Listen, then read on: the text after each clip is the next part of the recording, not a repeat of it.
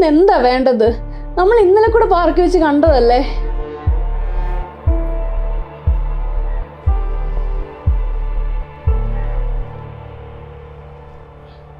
ഓർമ്മയുണ്ടോ ഈ മുഖം? ഒരു 45 വർഷം മുമ്പുള്ള കഥയാണ്.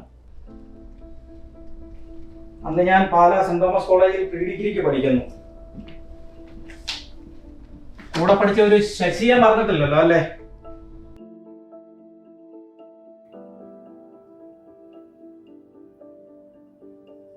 ആഞ്ഞിലിപ്പറമ്പിൽ രാഘവൻ മിശ്രയുടെ മകൻ ശശിധരനെ.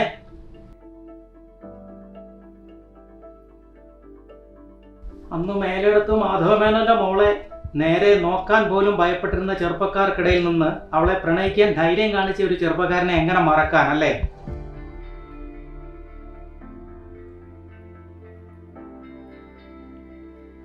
അങ്കിളെ പ്ലീസ് അങ്കിളെ, ഈ കെട്ടൊന്ന് അഴിച്ചു തരാമോ? സ്വന്തം അമ്മയുടെ ആദ്യത്തെ ക്രഷ് ഇൻസിഡന്റ് ലൈവായിട്ട് ഷൂട്ട് ചെയ്യാൻ കിട്ടിയ ഒരു അവസരമാണ്. ഈ ഒരു ഒറ്റ പോസ്റ്റ് കൊണ്ട് എനിക്ക് ഉറപ്പാണ് എൻ്റെ ഇൻസ്റ്റാ അക്കൗണ്ട് 1 മില്യൺ അടിക്കും. മനുഷ്യനോട് ചങ്ക് പറയുന്ന കാര്യത്തെ കുറിച്ച് സംസാരിക്കുമ്പോൾ അവിടെ ഒരു റീലെടുക്കല് ഒറ്റ തൊഴിയും വെച്ചതാണല്ലോ. സോറി അങ്കിളെ. എന്നിട്ട് എന്താ സംഭവിച്ചത്? ഇത് പൊളിയാൻ കാരണം എന്തായിരുന്നു? അത് പിന്നെ ഇന്നത്തെ പ്രണയം പോലെ അല്ലല്ലോ അന്നത്തെ പ്രണയം. ഞങ്ങൾ തമ്മിൽ സംസാരിച്ചിട്ട് പോലും ഇല്ല. വല്ലപ്പോഴും കിട്ടുന്ന ഒരു നോട്ടം മാത്രം, അത്രയൊക്കെ ഉള്ളൂ.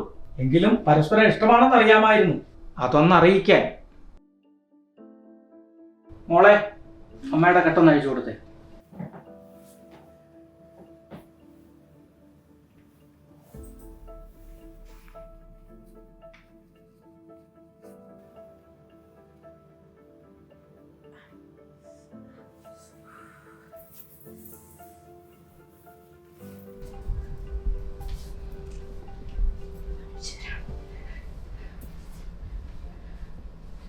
എന്നിട്ട് പറയാങ്ങളെ, എങ്ങനെ ഇഷ്ടം അമ്മയെ അറിയിച്ചത്?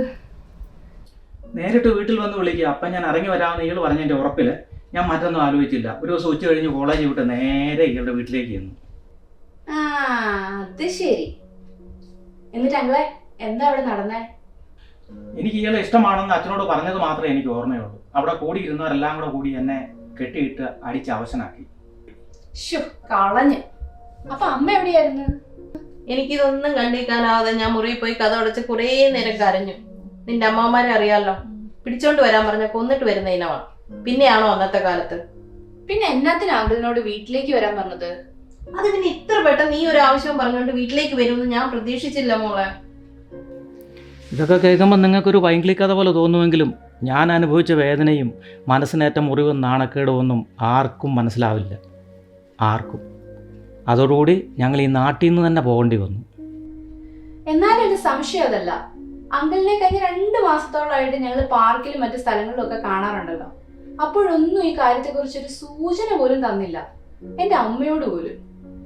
ഷെടാ, ഇതങ്ങനെ ആളുകൾ കൂടുമ്പോൾ പറയേണ്ട കാര്യങ്ങൾ വല്ലതും ആണോ?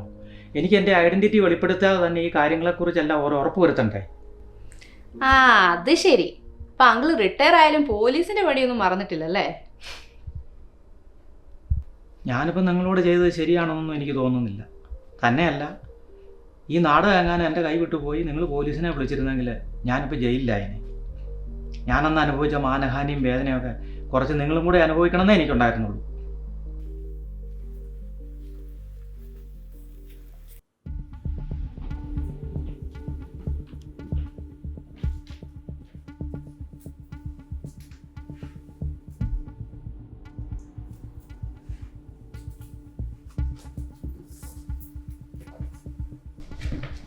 നാളെ ഞാൻ നാട്ടിലേക്ക് പോകും. പുലർച്ചെയാണ് എൻ്റെ ഫ്ലൈറ്റ്. ഇനി ഒരു യാത്ര കുറച്ചിലൊന്നും നേരം ഉണ്ടാകത്തില്ല. ഇവിടെ നടന്നതെല്ലാം ഞാൻ മറന്നു, നിങ്ങളും മറന്നു കാണുമല്ലോ അല്ലേ?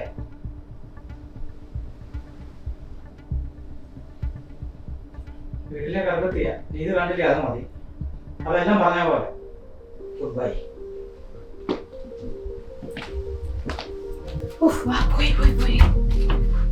അയ്യോ, എന്റെ